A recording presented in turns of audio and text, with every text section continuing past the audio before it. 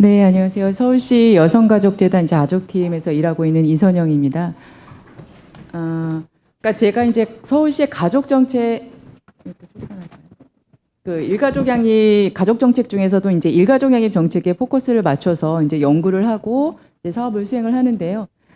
특히 이제 재단에는 일가족 양립 지원 센터라고 하는 일종의 이제 실행 기구가 있습니다. 이 센터는 앞에서 이제 계속해서 나왔던 직장 문화, 남성들의 일가족 양립에서 직장 문화 개선이 굉장히 중요하잖아요. 그래서 직장 기업으로 저희가 직접 찾아가서 현재 남녀 고용 평등과 일가족 양립 지원에 관한 법률에서 보장하고 있는 여러 가지 제도들, 배우자 출산 휴가부터 뭐 육아휴직 제도, 이혼 근무제, 다양한 제도들이 실제 직장에서 활용될 수 있는 문화인지 그 조직 문화를 개선하기 위해서 뭐 취업 규칙에 넣는 방법을 우리가 뭐 컨설팅을 한다든지 아니면은 다른 근로자 CEO부터 중간 관리자 그리고 근로자가 모두 다 일가족 양립이 중요한 직장 문화라고 하는 거를 이제 만드는 그런 컨설팅을 일단 실행을 하고 있습니다.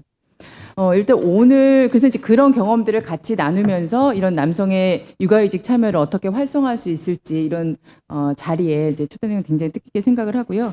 저희가 이제 이 사업을 추진을 하면서 일가족 양립 정책이 성평등하게 되어야 된다는 것이 뭘까라고 생각을 했을 때 기존의 80년대 초에 일단 그런 모성보호부터 시작을 했었잖아요. 그 당시에는 거의 무급으로 됐던 부분이 그 비율이 금액이 이제 조금씩 늘어서 이제 지금에 이제 이르렀는데, 남성 육아휴직을 이야기하면서 드디어 여성의 노동권도, 그 다음에 남성의 돌봄권도 이제 쌍으로 같이 이야기할 수 있게 되지 않았는가라는 생각이 들고요. 그리고 앞에서 토론을 해주신 뭐 김혜준 대표님이나 그다음에 그 보건복지부 팀장님께서 말씀하신 것처럼 남성의 이 돌봄 경험이 우리가 물론 제도화해서 보장하는 것뿐만 아니라 돌봄을 통해서 누군가를 어떤 사회에 필요한 인력으로 어떤 하나의 인간으로 성장시키는 그 경험을 충분히 목소리를 통해서 그거를 의미화하는 것 그런 것들이 더욱더 저도 많아져야 한다는 것에 굉장히 동감을 하고 그리고 이제 돌봄이 어떤 의무 반드시 피해야만 되는 그런 것이 아니라 이 돌봄 시간을 내가 보장받지 못했다는 것에 대해서 적극적으로 이 아버지들이 요구를 해야 한다라고 생각을 합니다. 그리고 이제 관련해서, 그러니까 남성의 이런 돌봄과가 일가족 양립을 이야기를 하다 보니까 그 이전에 여성에게만 초점이 맞춰져 있을 때에는 양육기에 이런 일가족 양립, 돌봄 양육에 대한 지원을 할 때는 굉장히 많은 여성들이 아예 경력을 단절을 해버리니까 직장 문화 개선이라는 부분에 크게 목소리가 나오지 않았는데 이제 남성의 돌봄권을 지원을 하다 보니까 고용률이 이제 굉장히 높은 남성 근로자인 거잖아요. 그래서 이 남성 근로자의 직장 문화에 대해서 이제 드디어 조금 더 얘기를 하기 시작했고, 그다음에 육아휴직 소득 대체율이 낮은 것에 대해서 여성도 어차피 마찬가지인데 남성 근로자가 육아휴직을 해야 된다라는 제도가 나오다 보니까 오히려 더 그 육아휴직 그 소득 대체율이 낮은 것에 대해서 이제 주목을 하기 시작했다라는 생각이 듭니다. 그러면서 이제 맞물려서 노동시간 단축에 대한 얘기도 굉장히 나오는데요. 사실 저희가 이제 기업 CEO를 대상으로 우리가 이제 그런 인식 개선 교육들을 굉장히 많이 합니다. 그래서 가서 해보면 거기에 이제 CEO분들이 이런 질문을 하셨어요. 아니, 일본 같은 경우에는 장시간 근로가 우리나라보다 더 심한 나라였었는데 지금은 굉장히 많이 그 OECD 지표에서 보면은 한국보다 훨씬 낮게 되어 있거든요. 그래서 일본은 어떻게 그게 성공을 했느냐라는 이야기를 하시거든요. 근데 일본의 경우에는 이 장시간 근로라고 하는 것이 노동시간의 총량을 줄인다는 측면에서 보면 휴가를 연속적으로 연차 휴가, 이미 제도적으로 보장되어 있는 연차 휴가를 최대한 다 사용하자. 이거를 늘리는 것이 사실은 OECD에서 이제 그 집계되는 그 근로 시간이 단축되는 거 굉장히 높은 그런 효과를 가져왔거든요. 그래서 이번에 그 10월 초에 굉장히 한 열흘 정도 그 시간이 있었잖아요. 휴가 기간이. 근데 이 휴가 기간이 끝난 후에 주변에 이런 근로자들, 주변에 이제 일하는 사람들하고 이러저러한 이야기를 나누었는데 한 열흘 정도를 한 연속으로 좀 쉬어 보니까 그나마 이제 뭔가 일과 쉼과 삶이라고 하는 것이 이제 조금 돌아보이고 뭐 주말 이런 거는 그거는 쉰다기보다 잠시 재충전해서 다시 또 나가는 것과 다름이 없잖아요. 그래서 연속적으로 한 1년에 한 어떤 사람들은 뭐 분기별로 한 번씩 하면 좋겠다, 의무적으로. 그런 건데, 그거는 너무 오버고, 1년에 한 번씩이라도 아예 의무적으로 이렇게 장기간에 최소한 열흘 정도라도 이걸 했을 경우에 남성들도 여성들도 충분히, 어떤 일가정 양립이라고 하는 매일매일의 양립이 아니라 어떤 게 가능할 수 있는 게 되지 않겠냐 얘기를 했거든요. 그래서 오늘 이제 여러 가지 뭐 제도적 방안이나 이런 것들을 얘기를 하셨는데 남성들을 위해서 별도의 아버지 교육이라든지 부모 교육을 위해서 별도의 휴가를 특별 휴가를 공무원의 경우에 신설을 하고 경기도 같은 경우에도 조례를 별도로 만들어서 아들이 군대 갈 때 그래도 하루 정도는 좀 특별 휴가를 내자. 그래서 그거를 이제 뭐 조례로 만들어서 경기도에는 반영을 하기도 했어요.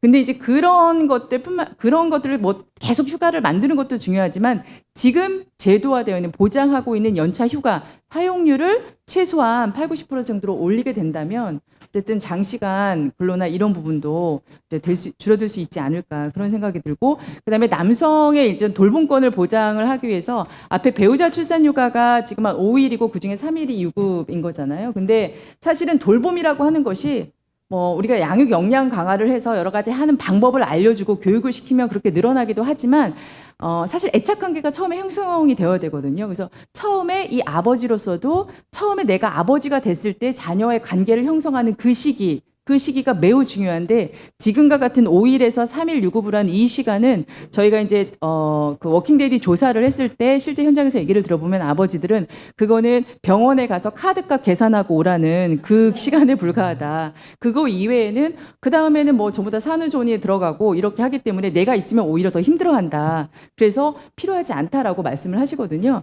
근데 오히려 저는 그 시간이 어떻게 보면 처음으로 이제 오히려 어머니는 그 임신 기간 동안 충분히 아이와 어떤 형태로든 그 애착 관계를 형성한 건데 아버지는 이제 처음 만난 거잖아요. 그래서 적어도 지금 뭐 현 정부에서 한 10일 정도에 그것도 모자라고 한 2주나 이제 맘 같아서는 한 달 정도 그걸 사용할 수 있게 하고, 그 다음에 이 기간에 현행 법률상에서는 부부가 공동으로 사용하는 것이 불가능하게 되어 있습니다. 근데 이 기간에는 부부가 공동으로 사용해서 아이를 기르는 일이 이게 단지 아이만 돌보는 것이 아니라 새로운 가족 구성원이 태어남으로 인해서 여러 가지 가사일이라든지 이거 재배치해야 될 일이 굉장히 많잖아요. 그러한 것들을 부부가 같이 협력해서 이것들을 그 이후에 이제 어레인지를 할 수 있는 그 기간을 충분히 보장을 해야 그 이후에 유연근무라든지 다양한 휴가 제도를 활용했을 때 남성들이 누구를 도와준다라는 것이 아니라 적극적으로 내 일로 그것을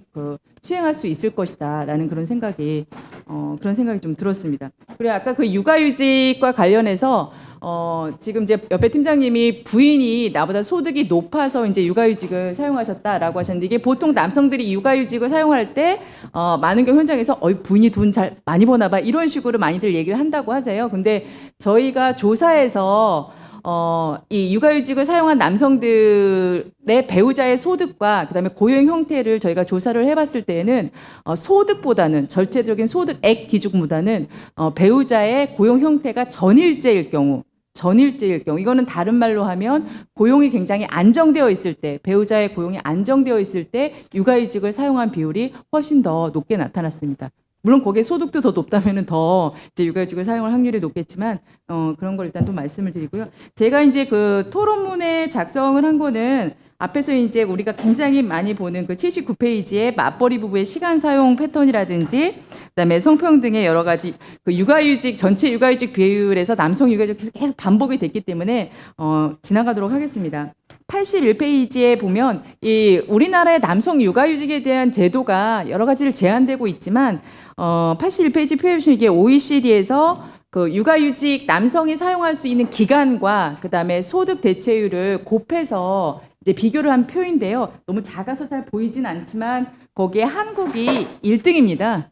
남성으로 보면요. 근데 이게 남성이 1등인 이유는 다른 OECD 평균보다 훨씬 높아가는 이유는 아내와, 그러니까 엄마와 아빠가 각각 별도로 엄마 1년, 아빠 1년 주잖아요. 그래서 아빠도 엄마가 육아휴직을 쓰는 것과 상관없이 1년이란 기간을 주기 때문에 가구 단위로 주는 복구와 이런 거에 비해서 굉장히 많이 주는 거죠. 기간에 대한 지원이. 근데 이제 문제는 이것에 대해서 알고 있는 분들이 거의 없고, 엄마가 사용을 했을 경우에는 아빠는 사용하지 않으면 못 사용한다라고 알고 계신 분들이 굉장히 많습니다. 근데 물론 소득 대체율이 낮아서 이거를 곱했을 때는 전반적으로 낮긴 하지만, 일본이나 한국 같은 경우에 이렇게 별도로 지금 현재 남성들이 육아휴직을 사용할 수 있는 기간은 제도적으로 되어 있는 거는 거의 OECD 1등 수준이다. 그리고 6페이지에 저희가 조사해서 보면 남성들의 일가족 양립의 장애로 가장 많은 것이 우리가 흔히 바로 이제 생각을 할 수 있는 것처럼 노동 시간이나 업무량, 그다음에 문화 이런 것들에 대해서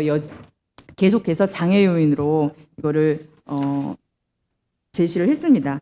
그래서 저희가 앞에 맨 처음에 이제 서두에서 말씀드렸던 그 센터에서 이제 컨설팅을 이제 나가를 보면, 저희는 아까 이제 롯데 기업 같은 경우에 굉장히 저희가 선도적인 사례로 지금 모든 기업에 예시로 들고 있는데, 많은 경우 중소기업에 가서 일가족 양립에 대해서 얘기를 하면 일가족 양립 그게 뭐예요? 라고 묻는 분들이 80~90%입니다. 그거에 대한 담당자이고, 가족친화 인증을 받은 경우에도 인증 사업을 담당하는 인사 담당자는 그래도 가족친화 인증 제도 이런 거에 대해서 알지만, 그 밑에 근로자라든지 중간관리자의 경우는 그거에 대해서 모르는 경우가 거의 80~90%고, 극단적인 경우에는 일가족 양립이라고 했을 때 여성은 여성은 가정을, 남성은 일을, 이렇게 서로 각자 맡은 바 임무를 충실히 하는 것이 일가족 양립이 아닙니까? 라고 얘기하는 게 이제 이게 사실 지금 현장에서 지금 상황이기 때문에, 저희가 컨설팅을 통해서 했을 때에는 거기에 85페이지에 보시면 이게 이제 많은 분들이 컨설팅이 여자들만 위한 건지 알았는데, 이제 남자 직원들도 일가족 양립 있으면 굉장히 좋다라고 하는 실질적인 만족도 부분을 굉장히 높게 말씀을 하고 계셔서, 우리가 오늘 이 토론회를 계기로 해서 가족친화 인증이라든지 아니면 실질적인 컨설팅 부분을 기업에서 체감할 수 있도록 요걸 좀 바꿔나가는 그런 제도가 좀 더 정착되기를 기대합니다. 네, 이상으로 마치겠습니다.